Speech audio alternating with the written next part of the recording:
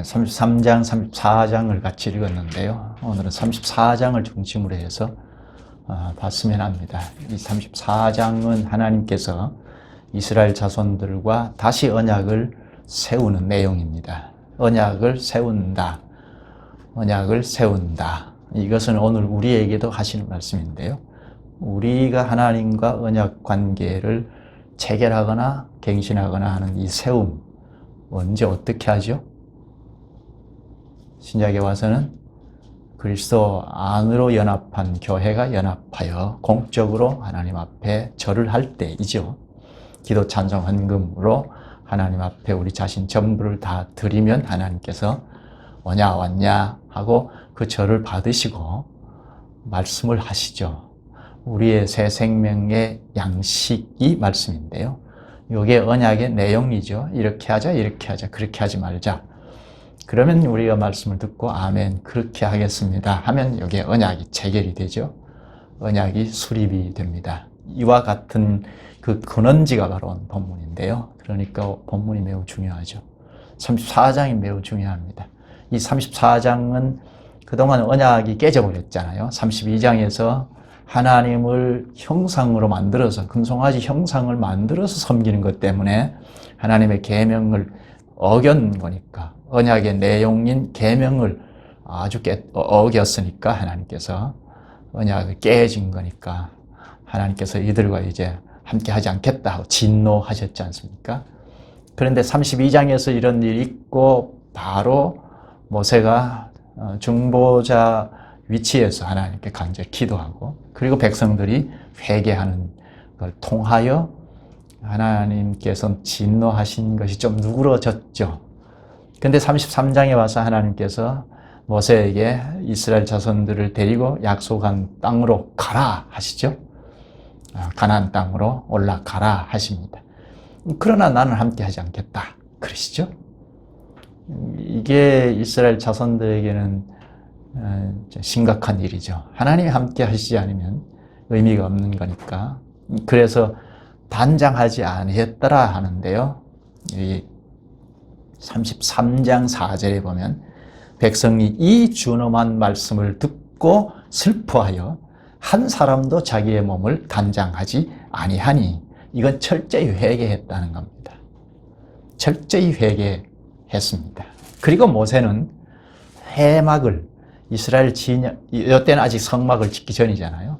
근데 이스라엘 진영 중앙에 회막이 있어야 할 텐데 이스라엘 진영 바깥에 성막 이전에 회막을 뒀습니다. 이건 이스라엘과 함께 하지 않는다 하는 뜻인데요.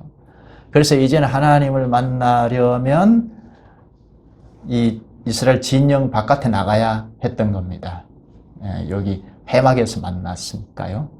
나중에 성막을 건축한 다음에도 그걸 회막이라고 지칭하는데 성막 짓기 전에 이스라엘 자손들은 이제 하나님을 뵈려면 이스라엘 진영 바깥으로 나가야 합니다. 이렇게 보면 이스라엘 진영은 안 거룩하다는 거죠. 하나님께서 여기 진영에서 벗어나셨으니까 이스라엘은 거룩하지 않다는 거죠. 이걸 모세는 잘 알기 때문에 하나님 앞에 간곡히 청합니다.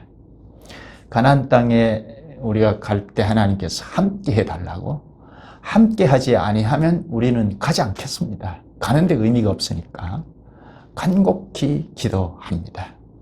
그래서 이 기도를 하나님께서 받으시죠. 그래서 34장에 와서 언약을 새로 세웁니다. 그래서 34장을 우리가 중심으로 좀 봐야겠습니다. 언약을 세우신다 하는 언약이 깨졌으니까 세우죠. 오늘날에도 우리가 한 주간 살면서 계명을 심하게 어길 때는 물론 언약을 다시 수립해야 하지만 그렇지 않더라도 이쪽 저쪽 하나님께서 지난주까지 주신 말씀을 어기잖아요. 때때로 어기잖아요. 그래서 성령과 말씀으로 불러 모으실 때 공예배에서 철저히 회개하고 언약을 다시 수립하는 일이 매주 발생이 되잖아요. 그 근원지가 오늘 본문이니까 이 생각하면서 본문을 봐야겠습니다. 본문이 매우 중요하죠. 어떻게 언약이 수립이 되는지 좀 잘 보십시다. 1절에 하나님께서 모세를 향하여 말씀하시죠. 돌판 둘을 만들라 하십니다. 2절에 그 돌판 둘을 가지고 산으로 올라오라 하십니다. 올라올 때 3절부터 쭉 보면 올라올 때 혼자 오라. 아무도 올라오면 안 된다. 심지어 짐승이 풀을 뜯는 것조차도 산에서 뜯으면 안 된다 하십니다. 이 말씀대로 모세는 두 돌판을 만들어서 시내산으로 올라가죠. 시내산에 올라가니까 하나님께서 구름 가운데 나타나셨습니다. 구름 가운데, 구름이라고 할 때는 하나님께서 임재하시는 것을 말하는데요. 5절을 한번 볼까요? 34장 5절. 여호와께서 구름 가운데 강림하사 그와 함께 거기 서서 여호와의 이름을 선포하실세. 구름 가운데 하나님께서 강림하셨다. 완전히 다 보이신 건 아니고 구름 가운데 강림하셨다. 여기 5절 끝에 보면 여호와의 이름을 선포하신다 하죠. 여호와의 이름을 선포하신다. 이름은 그 존재니까 하나님을 선포하신다 하는 거죠. 어떻게 선포하시는가? 6절에 말합니다.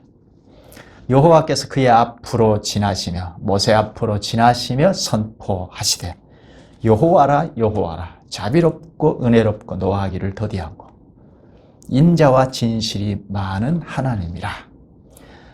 하나님 자신을 여호와다 하고 반복하시고 모세 앞을 지나시면서 선포하시는데요. 모세 앞을 지난다. 그럼 모세가 죽어야 하잖아요. 하나님 앞이면 죽죠. 살 수 없잖아요. 그런데 모세가 죽지 않습니다. 이것은 바로 앞장에서 언약하셨기 때문인데요. 약속하셨기 때문입니다.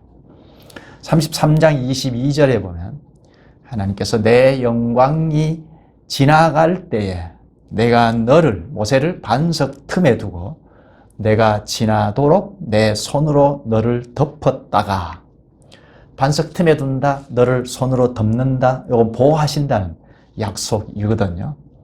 그래서 지금 영광의 하나님 모세 앞으로 지나시면서 자신을 선포하시는데 모세가 멀쩡한 것, 이건 이미 약속했기 때문에, 약속하셨기 때문에 보호하시는 거죠. 여호와께서 영광으로 모세 앞에 오셔서 자기 이름을 선포하십니다. 그 선포의 내용을 좀 보실까요?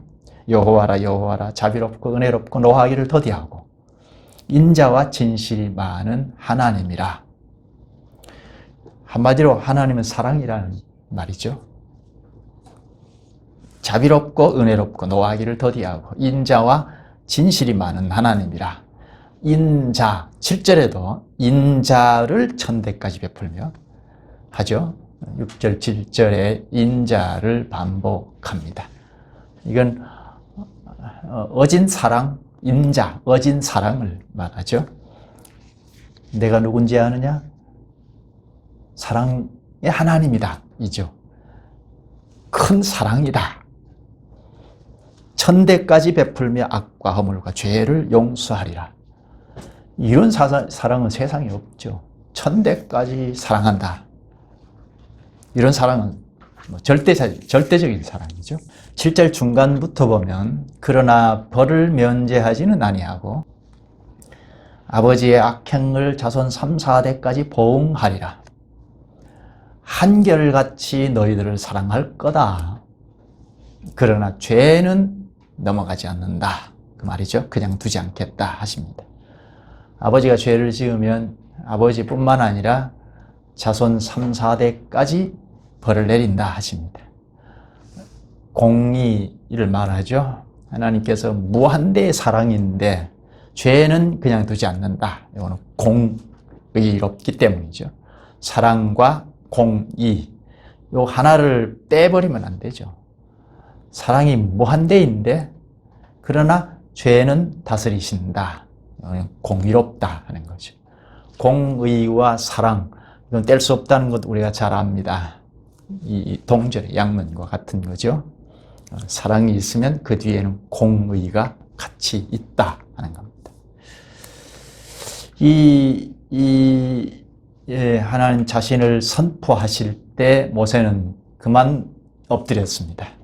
땅에 엎드립니다. 급히 땅에 엎드려서 경배하면서 모세가 9절에서 은혜를 베풀어 달라고 합니다. 9절 한번 볼까요? 이르되 주여 내가 주께 은총을 입었거든 원하건대 주는 우리와 동행하옵소서. 이는 목이 뻣뻣한 백성이니이다. 우리의 악과 죄를 사하시고 우리를 주의 기업으로 삼으소서. 내가 주께 은총을 입은 것이 사실이라면 우리와 동행하옵소서 하죠. 이 백성은 목이 뻣뻣하다. 목이 곧은 백성입니다. 우리의 악과 죄를 사하시고 우리를 주의 기업으로 삼으소서. 아주 적극적으로 호소합니다. 함께 해달라는 거죠. 한마디로 함께 해주십시오 하고 호소합니다. 하나님께서 절대적인 사랑과 공의를 선포하셨는데 모세가 끝까지 이렇게 호소하니까 이제 언약을 수립하십니다. 언약이 깨져버렸잖아요. 금송아지 형상을 만들어서 여호와여 여호와여 하는 것 때문에 언약이 깨져버렸는데 하나님께서 다시 언약을 세우십니다. 10절에서 28절까지 언약을 다시 세우시는 내용인데요. 좀 더 구체적으로 볼 필요가 있습니다. 10절 앞에 보면 여호와께서 이르시되 보라 내가 언약을 세우나니 언약을 세운다 하시죠.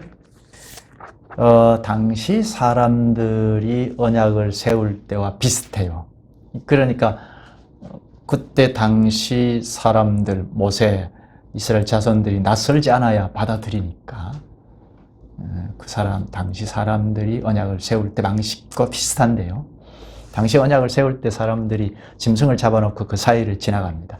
양쪽에서 누가 어떤 언약을 깨뜨리면 그 짐승이 죽은 것처럼 죽는다 하는 것을 맹약합니다. 그러니까 양쪽에서 협상을 해서 짐승을 잡아놓고 우리가 언약을 깨면 짐승같이 죽는다. 이렇게 이제 언약을 맺는데요. 하나님께서 언약을 세우시는 방식도 비슷한데 다만 전혀 다른 것은 하나님께서 일방적이에요. 주도권을 가지고 언약을 세우십니다. 내가 너희 하나님 되어주겠다. 하나님께서 사람인 우리와 언약을 맺겠다. 그럴 이유가 없잖아요. 언약을 맺으면 우리와 여기에 매이시는데, 그렇죠? 언약 관계면 거기 언약에 매이잖아요.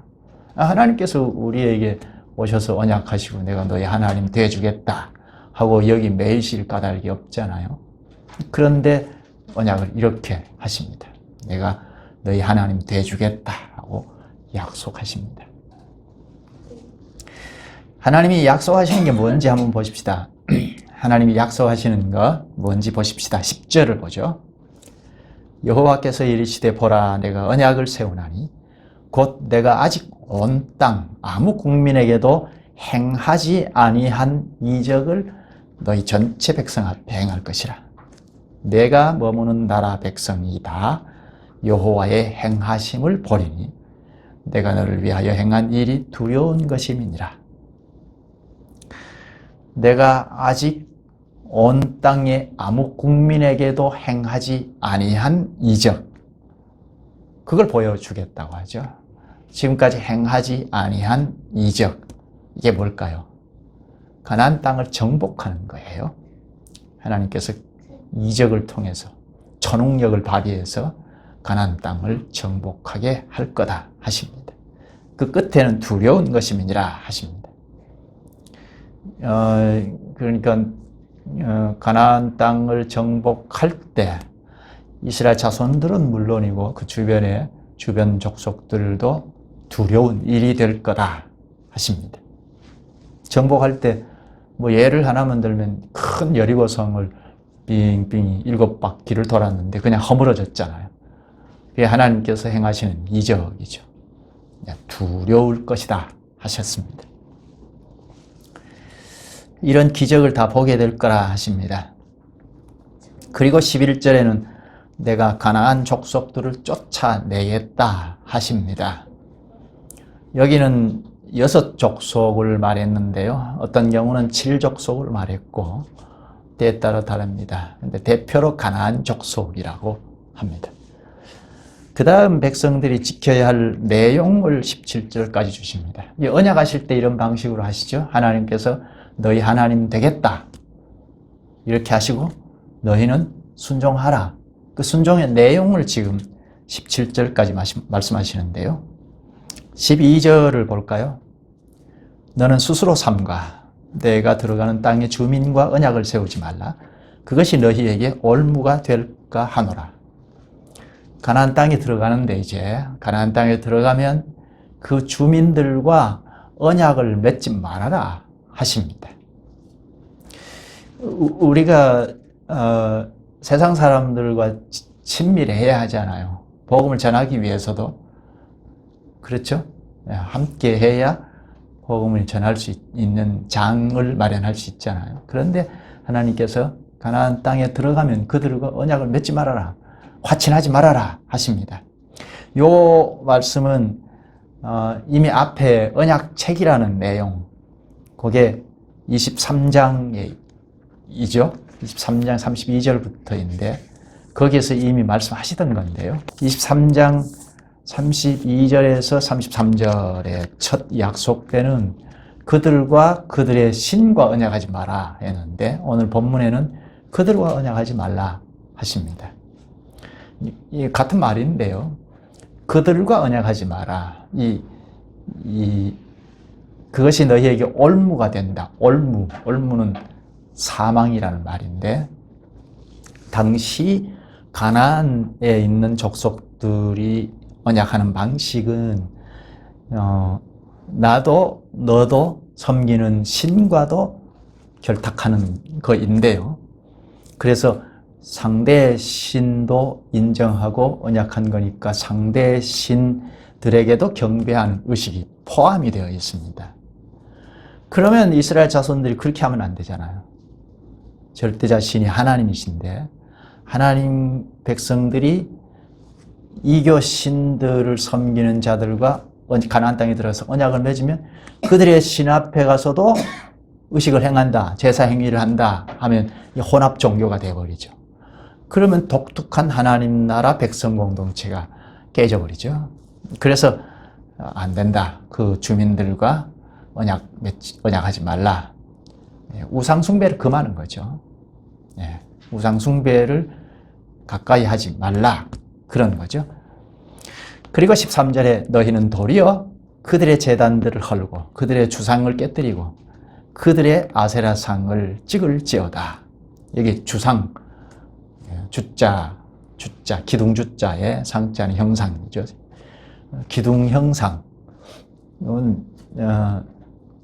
그 신 앞에 이렇게 제단을 쌓고 절하고 하는 이런 우상인데요. 이걸 다 깨뜨려 버려라. 또 아세라상을 찍을지어다.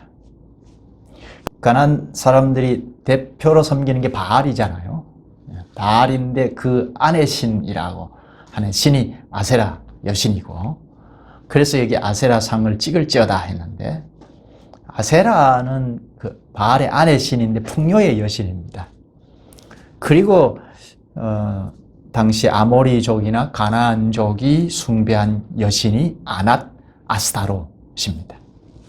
그러니까 바알의 아내인 아세라 여신, 그리고 아낫 여신, 아스타롯 여신, 이게 3대 여신입니다.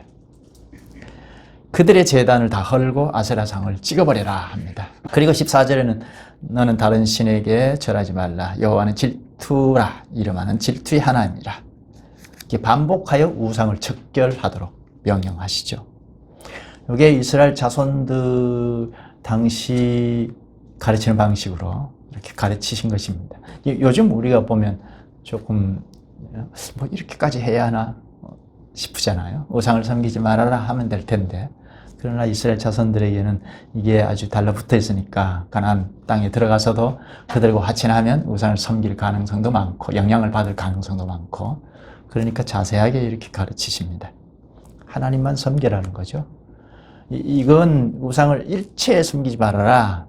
오히려 공격적으로 이렇게 깨부숴버려라 하신 것은 하나님의 뜨거운 사랑을 가르치신 겁니다. 하나님이 너희들을 절대적으로 사랑한다, 보호한다, 지킨다 하신 겁니다. 그 사랑이 뭐죠? 하나님의 그 뜨거운 사랑, 절대적인 사랑. 그 사랑이 무엇이죠? 우리가 하나님만 섬기도록 하는 사랑. 하나님께서 사랑하시는 것은 하나님을 의지하고 인도를 받아 살도록 이끄시는 사랑이죠. 우상을 버리고 하나님을 사랑하는, 하나님의 사랑을 받아서 하나님을 사랑하고 순종하는, 이렇게 돼야 생명의 길을 걷는 것이고, 이렇게 절대자 하나님을 섬기는 삶이어야 생명의 길은 물론이고, 아, 사람답다 하겠다는 겁니다. 하나님께서 이렇게 뜨거운 사랑을 우리에게 하지 않으시면 교훈하고 자꾸 가르치고 그리고 책망도 하고 바르게 하고 그렇게 하실 까닭이 없죠. 불신자들에게는 그렇게 하지 않잖아요. 택자들, 구원의 백성들에게 잘못하면 책망도 하고 교육하고 교훈하고 바르게 하고 그렇게 하신다는 말입니다. 이게 하나님의 뜨거운 사랑의 현실이죠. 우리의 길잡이가 되셔서 자꾸 이렇게 하죠, 저렇게 하죠. 이렇게 해서 하나님 백성다운 삶을 살도록, 그게 이제 생명의 길을 행보해 나가는 거지 않겠습니까? 이스라엘이 이제 가나안 땅에 들어가면 거기에 문물, 거기에 문화, 풍습 등이 이스라엘에게는 굉장히 매력적으로 보일 가능성이 있습니다. 왜 그렇죠? 그동안 유목 생활을 했잖아요. 광야 생활. 유목 생활을 하다가 가나안 땅에 들어가면 농경 사회인데 아주 풍요로운 사회를 볼 거란 말입니다. 그러니까 풍부한 농산물을 거둬들이는 것 보고 먹을거리가 넘치는 그런 사회를 보면서 눈이 돌아갈 가능성이 있단 말입니다. 하나님은 그걸 예견하시고 그들과 화친하지 말아라, 사귀지도 말아라 하신 겁니다. 왜요? 그들에게 눈 돌리기 시작하면 그들의 문화, 그들의 풍습, 심지어 우상까지도 영향을 주고받을 수 있겠다 하는 겁니다. 우리 연약하니까 그렇죠. 그래서 하나님은 원주민들을 철저히 막으신 겁니다. 그래야 생명의 길을 갈 수 있고 그래야 사람답다 하는 삶을 살아갈 수 있다는 겁니다. 그들과 언약도 하지 말아라, 친하지도 말아라, 오히려 그들의 신을 깨부시고 쫓아라 하셨습니다. 이것이 하나님의 사랑입니다. 하나님만 섬기도록 하는, 이게 하나님의 사랑입니다. 이 정신은 오늘날에도 있죠. 오늘날에도 이런 정신은 고스란히 있죠. 세상은 죄의 세상이니까, 하나님 없는 세상이니까, 그러면 사람이 마음대로 하는 거죠. 하나님 자리에서 이것저것 다 하는 거죠. 그래서 아름답게 꽃이 피는 듯 하다가도 시기 질투 싸움 전쟁까지 하고, 이게 인류 역사에서 우리에게 보여주고 있잖아요. 하나님 없는 세상은 그렇게 되죠. 그러니까 오늘 우리에게도 이건 바로 이야기하죠. 세상과 화친하지 말아라, 뭐 사귀지도 말아라, 그 이야기보다는 영향을 받을까 하는, 그러니까 우리가 말씀의 실력을 자꾸 기르면서 이제 그런 실력이 없을 때는 가까이 안 하는 게 좋죠. 영향받아 버리니까 실력을 자꾸 길러서 이 복음, 이렇게 살자 하는 걸 전하기 위해서 이제 친하게 지내는 거는 필요하죠. 이 정신을 오늘 우리에게도 그대로 가르치십니다. 16절에는 가나안 주민들과 혼인을 해서도 안 된다 하고 가르칩니다. 혼인을 하면 뭐 말할 것 없죠. 이 두 가정이 합하는 건데 그 원주민 가정들은 다 우상에 찌들려 있는, 이 사고방식 자체가 그런 사고를 가지고 있는 사람들이니까 혼인을 하면 하나님을 믿는 사고방식과 같이 함께 할 수 없잖아요. 도무지 함께 할 수 없죠. 그래서 혼인하지 말아라 하십니다. 그리고 17절에는 너는 신상들을 부어 만들지 말지니라. 이게 당시 방식이죠. 당시 방식으로 가르쳤습니다. 신상을 부어서, 그러니까 어떤 형상이든지 가지고 갖다 놓고 섬기고 하는 그런 시대였으니까 이렇게 금하십니다. 특히 바로 직전에 하나님 섬긴다는 게 금송아지 만들어 놓고 섬겼다는 말입니다. 그걸 아주 폭로하는 것과 같죠. 이스라엘 자손들을 부끄럽게 하는 것이기도 합니다. 이렇게 하여 이스라엘이 하나님의 은혜로 구원이 되고 새로 언약이 회복된 걸 각성하게 하셨습니다. 그 다음 계속해서 하나님이 언약의 내용, 언약하면서 언약의 내용을 주시기를 절기를 다시 제정하십니다. 18절에서 26절까지인데요. 하나님 앞에서 지켜야 할 절기. 이건 앞에서도 이미 말씀을 하셨는데 지금 언약이 깨져버렸으니까 다시 수립하기 위해서 말씀하시는 겁니다. 23절에 너희의 모든 남자는 매년 3번씩 주 여호와 이스라엘의 하나님 앞에 보일지라. 매년 3번씩 절기를 제정해 놓고 온 백성들이 함께 연합하도록 하셨습니다. 그 세 절기가 뭐죠? 무교절 혹은 유월절, 그리고 77절 혹은 맥추절, 그리고 수장절. 이 3대 절기, 이건 앞에 23장에서 이미 제정된 건데 언약이 파기되어 버렸으니까 다시 제정하시는 겁니다. 이게 오늘 우리에게도 똑같은 거죠. 우리도 한 주간 삶을 살면서 언약을 깨뜨리고 하는 경우가 있잖아요. 그러면 공식적으로 예배 때 와서 하나님과 언약을 다시 세우는 거죠. 언약의 말씀을 하셔서 우리가 그 언약의 말씀이 언약의 내용이죠. 그걸 지키고 살겠습니다 해서 다시 언약이 갱신이 되죠. 그래서 여전히 언약민으로 살아갈 수 있잖아요. 여기 첫째 무교절 또는 유월절, 요거는 출애굽, 그러니까 구원받았다, 우리 민족이 구원받았다 하는 것을 기념하는 절기죠. 무교절 하루 전날 유월절이죠. 어린 양을 잡아 문설주에 어린 양의 피를 바르면 죽음의 사자가 넘어갔죠. 죽지 않았죠. 19절을 보면 모든 첫 태생은 다 내 것이며 첫 것은 다 내 것이다 하십니다. 20절 끝부분에는 장자는 다 대속할지며 빈손으로 내 얼굴을 보지 말지니라. 여기 대속한다, 대속, 남의 죄를 대신 갚는 걸 말하죠. 죽음밖에 없는 인생, 죄인을 위하여서 어린 양이 죽는다, 대속한다 하는 겁니다. 이 어린 양은 구약시대에는 예수 그리스도께서 오시기 이전이니까 예수 그리스도의 모형을 제시해 주신 거죠. 그러니까 다른 양들과 달리 제사에 쓰이는 양은 예수 그리스도이죠. 어린 양이 죽으면 예수 그리스도가 거기에서 죽으시는 거죠. 하나님이 그렇게 받으시는 겁니다. 그래서 장자가 죽지 않았어요. 대신 죽었으니까.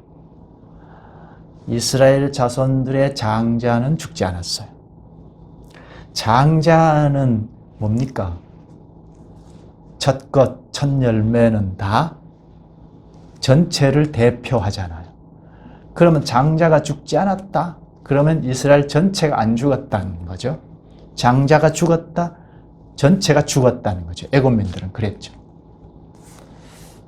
요건 예수 그리스도께서 우리를 대속해 주신 죽음, 그 죽음을 구약시대는 끌어와서 그 십자가의 대속의 효력을 입히신 겁니다. 그림으로 이스라엘 자손들이 알 수 있도록 양을 잡아서 제사를 하도록 하신 겁니다.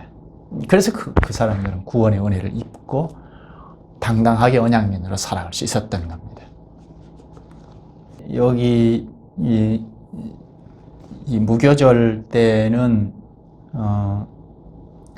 장자는 다 대속할지며 빈손으로 내 얼굴을 보지 말지니라 했는데 빈손으로 오지 마라 했습니다. 그러니까 장자를 살려주신 대신에 장자를 하나님께 바치는 건데요. 장자를 바친다는 것은 이스라엘 모든 가족들을 다 하나님 거다, 하나님 당신의 것입니다 하고 바치는 것과 같은 거죠. 이스라엘 전체가 하나님께 바쳐진 존재라는 겁니다. 이건 오늘 우리가 헌금할 때 방식하고 같은 거죠. 우리 헌금 돈만 쑥 내는 게 아니잖아요. 우리의 전부를 다 헌금의 대표 정신으로 헌금에 담아서 하나님에 바치는 거죠. 그래서 우리가 하나님 거다 하는 표시가 되는 거죠. 그래서 여기 빈손으로 하나님 앞에 가지 말라 하십니다. 이건 뭐 돈을 많이 내라, 헌금하라 그 말이 아니고 우리를 하나님 거로 삼겠다. 그리고 하나님이 오늘 그리스도께서 일을 하실 때 우리를 그릇으로 쓰시겠다. 천국의 하나님 나라의 한 부분을 담당하게 하시겠다. 그거죠. 또 22절에 보면 7절 곧 맥추의 초실절을 지키고 새말에는 수장절을 지키라. 여기 맥추의 초실절 그리고 수장절, 앞에 무교절, 그리고 여기에 초실절, 맥추의 초실절, 보리 추수가 끝나고 늦은 봄에 밀로 만든 떡을 가지고 주님 앞에 나가서 제사하고 하는 절기입니다. 그리고 수장절은 거둘 숫자, 감출 장자인데요. 추수해서 거둔다, 창고에 쌀을 거둬들인다 하는 의미인데, 그래서 수장절이라고 했는데, 이거는 모든 추수가 끝나고, 가을이죠. 모든 추수가 끝나는 가을에 지키는 절기입니다. 이때는 광야 40년 생활, 40년 광야 생활을 기념하는 절기이기도 합니다. 그래서 장막절이라고 하기도 합니다.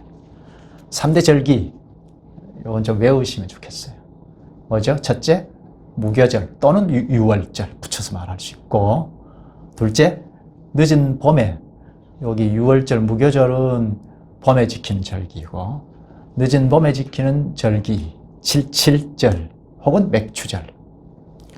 그리고 셋째는 가을에 지키는 절기, 수장절 혹은 초막절. 이게 이스라엘의 3대 절기, 구약의 3대 절기였습니다. 유월절 같은 경우는 구약의 성례였죠. 할례와 유월절, 이거는 구원을 기념하는 절기여서 유월절은 성례, 할례와 성례였습니다. 구약의 성례. 이렇게 3대 절기 때는 다 모여라, 하나님 앞에 다 와라 하셨는데요. 왜죠? 다 연합해서 모여서 하나라는 것을 확증하는 거죠. 오늘로 말하면 그리스도와의 연합체라는 겁니다. 특히 가나안 정복한 다음에 지킬 절기인데, 가나안 정복한 다음에 지파들이 다 분산되어서 땅을 일구고 살게 됐죠. 12지파들이 다 땅을 분배받아서 분산되어서 살게 되었습니다.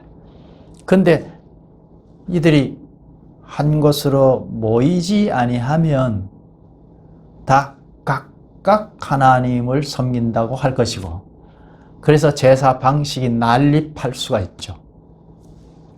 그리고 이교 신앙에 영향을 받을 수 있습니다. 그래서 온 백성이 한 곳으로 모으신 겁니다.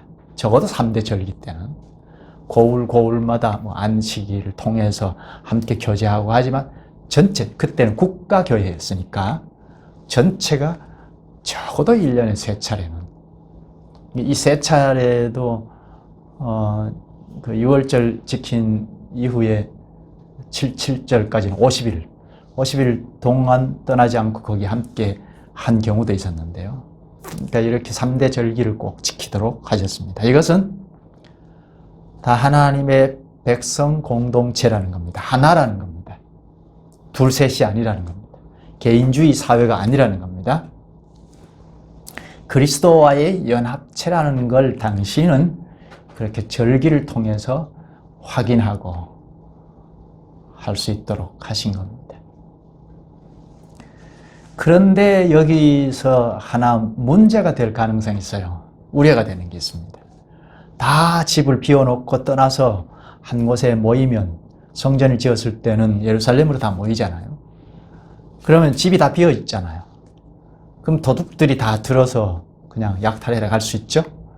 또 원수들이 공격해 오면 속수무책입니다. 그렇죠. 이런 약점이 있죠. 이 점도 하나님께서 약속해 주셨어요. 지키겠다 하시는데 24절 중간부터 말씀합니다. 한번 볼까요? 내가 매년 3번씩 여호와 내 하나님을 뵈려고 올 때에 아무도 내 땅을 탐내지 못하리라. 아무도 침범하지 못할 거다. 하나님이 지키시겠다는 겁니다. 이렇게 언약의 율법을 다시 주심으로 언약이 새롭게 됐습니다. 그리고 27절에는 여호와께서 모세에게 이르시되 너는 이 말들을 기록하라. 내가 이 말들의 뜻대로 너와 이스라엘과 언약을 세웠음이니라 하시니라. 기록하라. 여기 성경이죠. 그때그때 기록하게 하셨죠. 이게 언약의 내용이죠. 당시에는 율법이죠. 율법을 토대로 해서 계속 주어지는 말씀인데 구약 성경이죠. 기록하셨는데 이렇게 해서 언약이 수립이 되었습니다. 언약의 백성들은 이제 언약의 말씀, 이 말씀의 내용을 지키고 가야 언약민으로 계속 살아갈 수가 있죠. 그리고 하나님이 다시 십계명을 모세가 준비해온 두 돌판 위에다 직접 새겨 주십니다. 28절에 모세가 여호와와 함께 40일 40야를 거기 있었다고 하는데요. 두 돌판을 새겨 주실 때까지 한 40일을 같이 이제 언약을 이제 세우는 일정을 그렇게 가졌습니다. 첫 이 돌판을 주실 때도 40일 동안 시내산에 있었잖아요, 하나님과.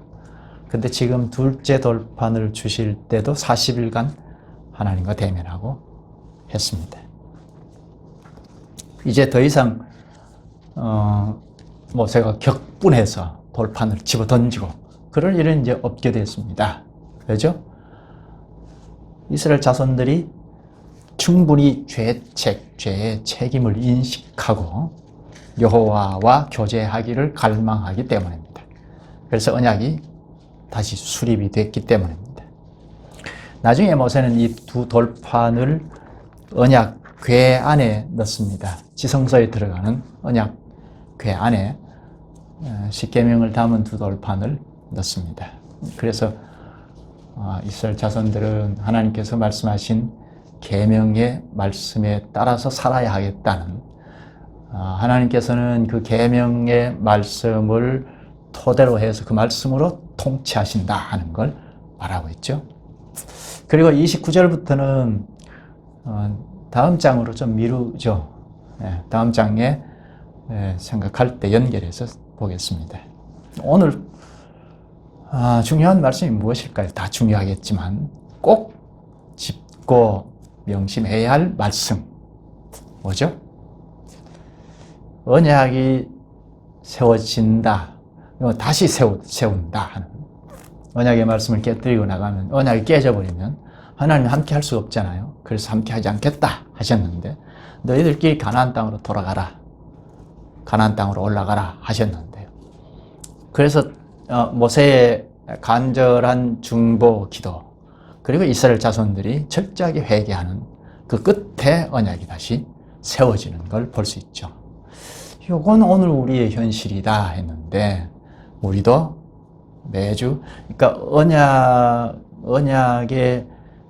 언약을 깨뜨린다고 뭐 오늘날 죽거나 그렇지 않죠. 뭐 때때로 죽을 수도 있지만 예수 그리스도께서 대속해 주셨기 때문에. 그러나 우리가 안 죽는다는 건 아니죠. 죽는다는 그 정신은 지금도 있다는 겁니다. 언약의 말씀을 깨뜨리고 특히 십계명을 심하게 어기고 나가면 넌 죽는다. 그걸 말하죠. 그때 이 언약이 다시 체결이 돼야죠.